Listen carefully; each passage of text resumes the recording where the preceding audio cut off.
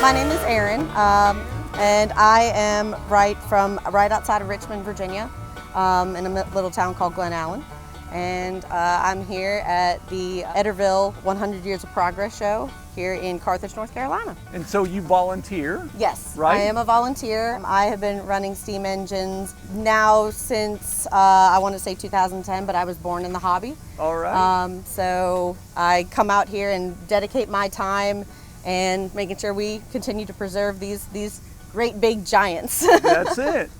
So what steam engine is this one? This is technically kind of a Frankenstein monster. This is Okay. a Z3, but what's really unique about it is it has a Reeves boiler with a Z3 Peerless engine on top. So it was put together and it was out in Montana for a couple of years by a man who owned it named Austin Monk. And then it was bought by Ken Eder here. So it was not manufactured like it is now? No, that is correct. So there is a double Z Peerless that you actually could compare that is out in Buckley, Michigan. And you could see the differences between the two of how this is very, very unique and special. So how does a machine like this run? So at least for running these engines, the purpose for these really large steam engines like a Z3 or like the Rumley that is over across the road, they were meant for plowing out in the West. So how this operates is in front here you have your firebox. Fire goes into the firebox, and on top of the boiler on the inside is a piece of metal called the crown sheet. That there is kind of your protective layer where water sits on top and is converted into steam to make the engine run. On the side of the engine, I'm going to step down. This is your water glass. And this shows you how much water is actually in the boiler from the crown sheet and where it sits on top. Up here, it's kind of high at the moment just because we're sitting on an uphill after finished plowing. And that way it just kind of give you a visual of where it sits inside the boiler. So where do you usually want it to be? In the middle? It depends on the engine, actually. Some case traction engines have like a little notch, maybe about a 1/4 inch here in between your tricocks, that will kind of tell you where it needs to be at. Contrary to popular belief, you don't want water too high in the glass because you are susceptible to priming the engine. But you definitely want it, I usually like to keep it a 1/4 to about a 1/2 inch in the glass. And it also depends on what kind of work you're doing too. For plowing, we keep the water on when we're going all the way down. It's just a little bit easier to make sure that you got enough water in your glass for sure that you can see. How often do you have to refill it? It depends on the work that you're doing. So if you're kind of just putzing around, parading around the grounds, you're not going to be using as much fuel. If you're doing heavy, hard work like this, you're going to go through fuel very, very quickly. So what kind of pressure do you want to maintain for the steam pressure? So for this particular engine here, I would say maybe around 150 if you're out like for plowing. It also depends on when your safety, your pop valve lifts. Yep. So the Rumley across the road, I know pops at 175. So for plowing the engine, I like to keep it at 150 as well. But if you're just kind of putzing around, 125 on these engines is pretty standard. And that varies quite a lot Correct, between engines, correct. right? It depends on how big your engine is. So if you were to go down to that Reeves down there, that engine probably is also comfortable at about 100 pounds of pressure. And it also could do some decent work on a sawmill or threshing at that pressure as well. And so again, this is just a simple cylinder that's filling up with steam and giving you some... So this is actually a double cylinder. Okay. So if you go on the other side, you'll see something that is exactly the same on that. That Huber that's out there right now, that's your single cylinder. So here on the property, we actually have 2 working doubles.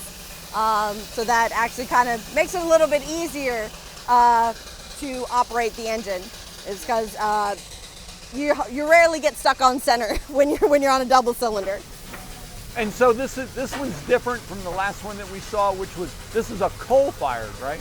So all of the steam engines can be run with wood or coal. Okay. It is preferable, at least in my opinion, to start off on wood. Yep. Wood is a little bit easier to control. Uh-huh. And then throughout your day, depending on what kind of work you're doing, you can switch over to coal, and that obviously burns a lot hotter, Yep. creates more steam, etc. So this one here started off on wood, and now we've switched over to coal to do some heavy work. How much would a machine like this weigh? Whew, heavy. heavy, especially since with the extension rims that we have on there. Tim, give me a rough estimate. What do you think the Z3 here weighs? If the Rumley's about what, 60? Rumley's about 60,000. I'm guessing that'll. Yes. No. Yeah. This is probably close to 60. Yeah, Yep. 60 and 60, 70,000. So 30 tons. Oh man. Yeah. Quite extensive. You have to completely, pretty much disassemble it in order to transport it. No, actually, Go over with overhaul permits and roll it. yep. So I mean, there are some trailers who are actually designed for, you know, big. I mean, if that 150 case out there in the Midwest, that's hauled on a trailer. It's definitely a wide load, that's Yes. for sure. But you know, they can be transported that way for sure. Semi truck behind us has enough axles on the ground; they can actually handle the weight of this machine. Okay.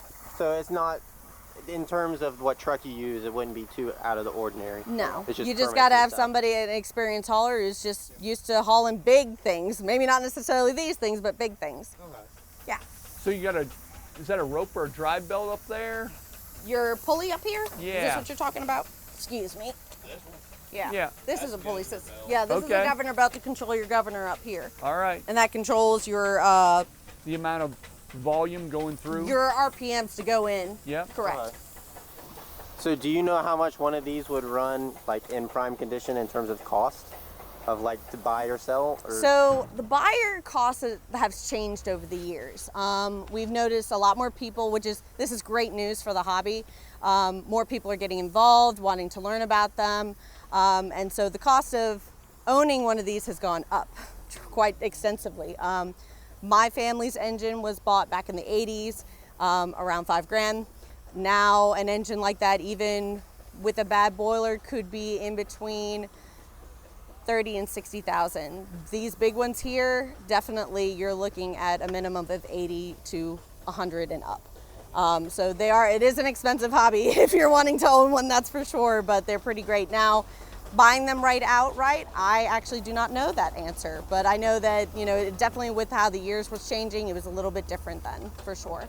So what makes this hobby so exciting for you? Oh man. You just like to run it?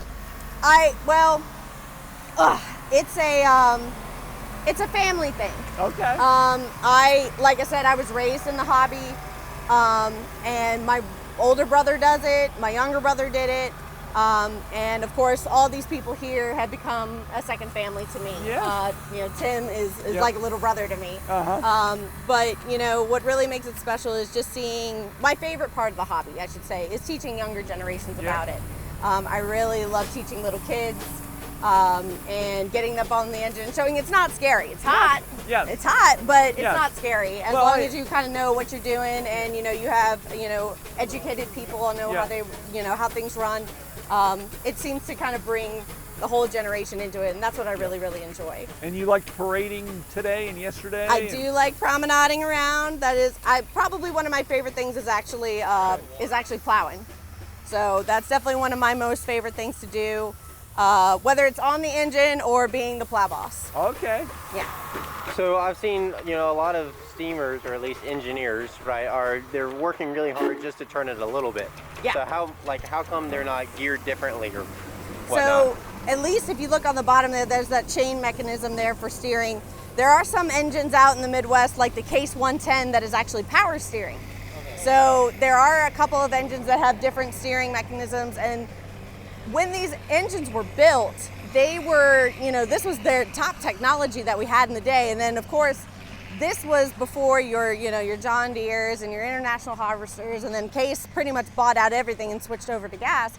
But, we were just figuring out kind of everything on how, steering worked and how we want things better. So that's why when Case started doing like their power steering stuff, that's when that kind of came into play as well. So, but with the bigger engines, I found that it's just a lot of weight to move. It's Yeah. a lot of weight to turn, a lot of weight to move, that's for sure. Yeah, so how big is the fire pit, I guess is The what you firebox? Yeah. I can't give you diameter on how big it is. I know I can fit in there. So I can fit in there. The smaller engines, obviously, their firebox is a little bit, harder to get into. If you look inside, there's actually a bunch of tubes that go through the boiler there, and that's how your smoke comes out the front of the smoke box, and water surrounds those tubes there. Depth inside the firebox there, I probably could get in it crouched down, but depending on the engine, like we have a 10 horsepower Gar Scott back at home. You need a little guy to get in there. I can't get in there. So it just depends on what It just type depends, of machine. right? Okay. Right. The association that I'm part of is the Somerset Steam and Gas Association. And what we do is every second weekend in April, we put on a steam school where people can come out and learn how to run traction engines. So the first half of the course from, the morning time until lunch, you're in the classroom, you're learning how these operate, why they decided to make things the way they were. And then after lunch, you actually get hands-on experience with all these different engines. So that is pretty unique to a lot of different other schools out in the Midwest where you don't get that much experience. You're in the classroom all the time. So our classes sell out. We have about maybe 25 students come down to learn. And that way you can be a part of the group and really see how they work. And where do you host these classes at? Is it So national or? No, this is going to be on site at the farm in Somerset, Virginia. Okay. Yeah. So you can come and take the course. It's, like I said, it's 2 days, second weekend in April. And I highly recommend it. If you're really interested in stuff, I highly recommend it. Oh, that sounds very interesting. Yeah, I'm one of the instructors, so please Okay. come out and see me. Cool. Sweet. Well, thank you. Oh, my pleasure, guys. I hope you guys enjoy the rest of the Oh, yeah.